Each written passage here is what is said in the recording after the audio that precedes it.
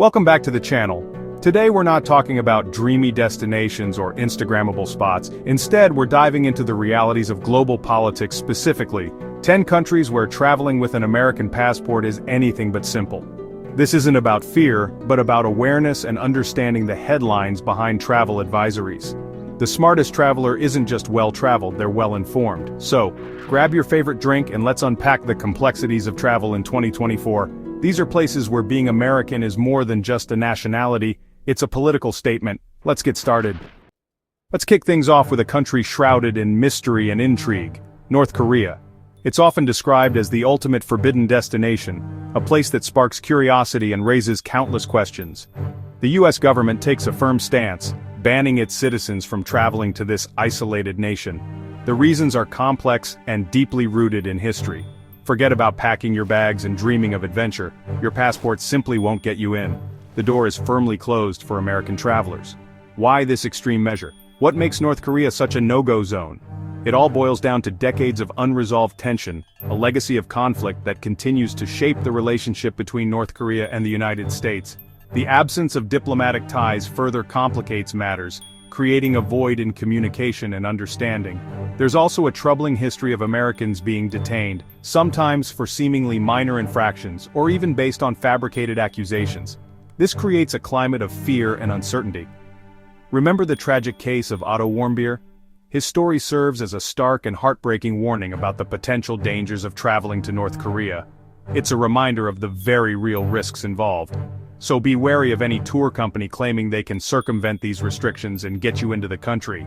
They are not only putting your safety at risk but also engaging in illegal activities, flouting international regulations and endangering lives. But even if you could somehow manage to visit, consider what you would actually experience. You'd be presented with a carefully curated, tightly controlled, and heavily censored version of the country far removed from reality.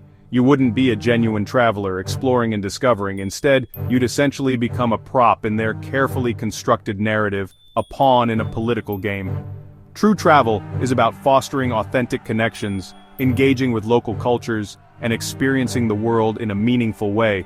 But in North Korea, that kind of genuine interaction is simply impossible, replaced by staged encounters and constant surveillance. The risks, personal, legal, and ethical, are simply far too high to justify a visit. For now, it's a place we can only observe from a distance, a land shrouded in mystery that remains out of reach. The human desire to explore and understand is natural, but the reality on the ground is undeniably harsh and unforgiving. Until there's a significant shift in the political climate, and a genuine move towards reconciliation, North Korea will unfortunately remain off-limits to American travelers.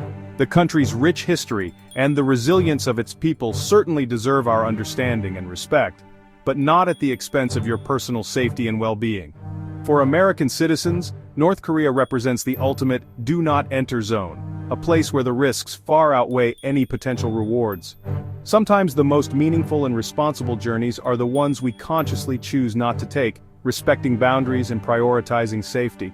So with that in mind, let's move on to destinations that offer safer and more enriching experiences.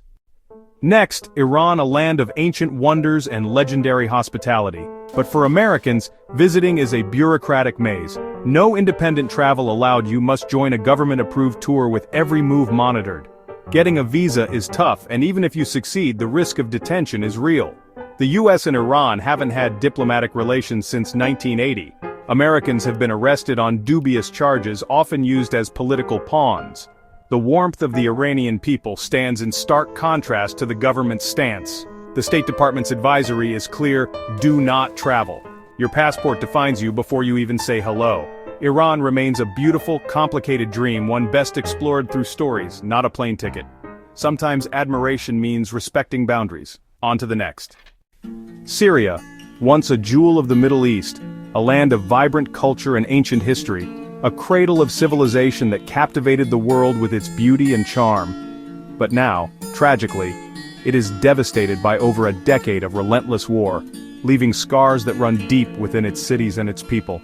The vibrant tapestry of Syrian life has been torn apart, replaced by scenes of destruction and despair. The US government's message is simple and direct, reflecting the severity of the situation on the ground. Do not travel. The risks are simply too high. Terrorism, a constant threat that looms over the nation. Civil unrest, a reflection of the deep divisions and grievances within Syrian society. Kidnapping, a terrifying reality for both locals and any potential visitors. And no embassy support, leaving travelers completely vulnerable in a dangerous environment. These factors combine to make it one of the world's most dangerous places, a destination fraught with peril. The country is fractured, divided along lines of conflict and control. Infrastructure is destroyed, crippling the nation's ability to function and recover. And survival, not tourism, is the focus for the vast majority of Syrians who are struggling to meet their basic needs. Some influencers show calm scenes, presenting a misleading picture of normalcy. But these ignore the daily dangers and deep wounds that continue to plague the country, a reality far removed from the curated images they portray. Traveling here isn't adventurous, it's not a thrilling quest for the intrepid, it's reckless, a disregard for your own safety and the suffering of the Syrian people. The loss of life and heritage is immense, a tragedy that will resonate for generations to come. Our hope should be for peace and rebuilding, for a future where Syria can heal and prosper. Not for risky exploration that could further destabilize the region and endanger lives. For now, Syria is a place for empathy, a time to offer compassion and understanding, and humanitarian support, providing aid and assistance to those who are most in need, not tourism. The tragedy is ongoing, a crisis that demands our attention and concern, and the risks are real, posing a significant threat to anyone who enters the country. One day, perhaps it will welcome travelers again when peace and stability have been restored. Until then, respect the reality on the ground, acknowledge the suffering, and prioritize safety. Sometimes the best way to connect is from a distance, offering support and solidarity from afar. Let's keep going. Next country. Libya, home to stunning Roman ruins and Mediterranean beauty, but now defined by chaos. After brief post-revolution hope, civil war and lawlessness took over. The U.S. State Department warns of crime, terrorism, and kidnapping. No embassy, no safety net. Foreigners, especially Americans, are high-value targets. Infrastructure is shattered, and even short trips can be life-threatening. Ordinary Libyans are caught in the crossfire, and tourism is a distant memory.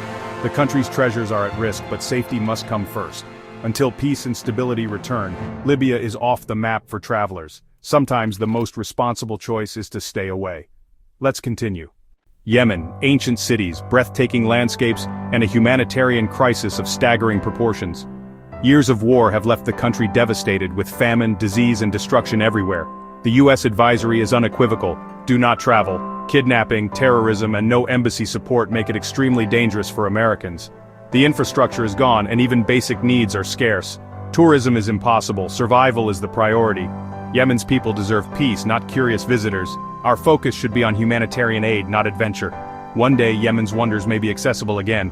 For now, compassion, not curiosity, is what's needed. Moving on. Afghanistan. A land of history and resilience, but now in a period of profound uncertainty. Since the Taliban's return, the risks for Americans are immense. Terrorism, arbitrary detention, and no embassy support. The legal system is unpredictable and severe, especially for foreigners. Some travelers have visited, but these stories often ignore the underlying dangers and ethical dilemmas. Visiting now can be seen as normalizing a regime with a troubling human rights record. The desire to connect is strong, but safety and ethics must come first. Afghanistan is in painful transition. For now, it's a destination to avoid. For your safety and out of respect for its people. Sometimes the bravest choice is to wait. Let's keep moving. Next up. Venezuela, home to Angel Falls, Caribbean beaches, and the Amazon, but now in deep crisis. Political turmoil, economic collapse, and hyperinflation have made it dangerous for Americans. The U.S. doesn't recognize the current government. The embassy is closed. Violent crime, kidnapping, and arbitrary detention are real threats. Infrastructure is failing, and even entry requirements are unpredictable. Americans are often viewed with suspicion or as targets. The country's beauty is overshadowed by dysfunction and danger. Millions have fled, and those who remain face daily hardship. Until stability returns, Venezuela is not safe for American travelers. The potential is immense, but the risks are greater. Sometimes the best way to help is from afar. Let's move on. Russia, a land of immense culture and history, now behind a new Iron Curtain. Since the invasion of Ukraine, U.S.-Russia relations have hit a historic low. The State Department urges Americans to leave immediately.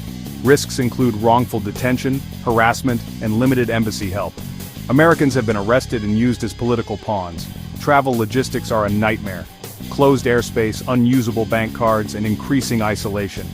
Being American is now a liability, not just a nationality. The atmosphere is tense, suspicious, and unpredictable.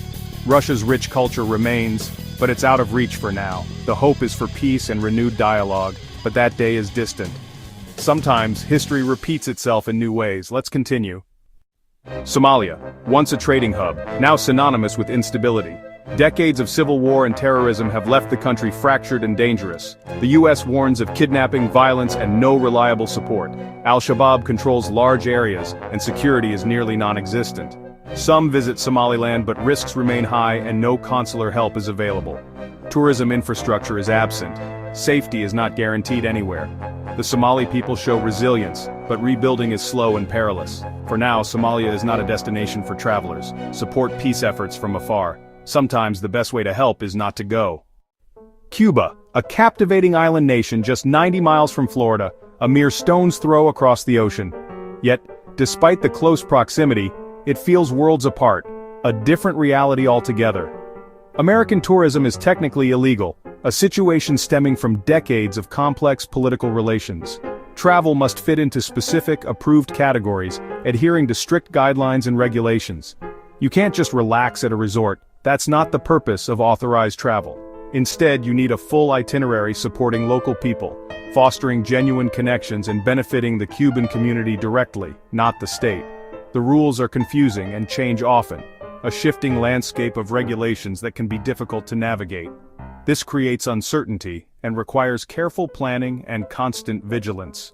Cuba faces severe shortages and economic crisis, a reality that impacts daily life for its citizens. This situation is affecting both locals and visitors, shaping the travel experience in profound ways. The U.S. Embassy offers limited help, providing only essential services to American citizens. And while violent crime is low, desperation is rising, a consequence of the ongoing economic challenges. Cuba is a lesson in how politics shapes travel, demonstrating the powerful influence of international relations on the tourism industry. It's not a do-not-travel country, not officially, but it's far from simple, presenting a unique set of challenges and considerations for travelers. Research, plan, and understand your responsibilities before you go, ensuring you are fully prepared for the complexities of travel to Cuba. Cuba is beautiful and complex, a land of contrasts and captivating experiences. Approach it with open eyes and respect, embracing the culture and engaging with the local community in a meaningful way. Sometimes travel is about more than just the destination, it's about the journey, the learning, and the connections we make along the way. Let's wrap up this segment and move on. That's our look at 10 countries where travel is anything but straightforward for Americans. Travel is about understanding, respect, and empathy, not just ticking off places on a map. If you value deeper travel stories, consider subscribing. Remember, the world changes fast. Always check the latest advisories before you go. Be informed, be safe, and stay curious. The more we understand, the better we can explore. Thanks for watching. Until next time.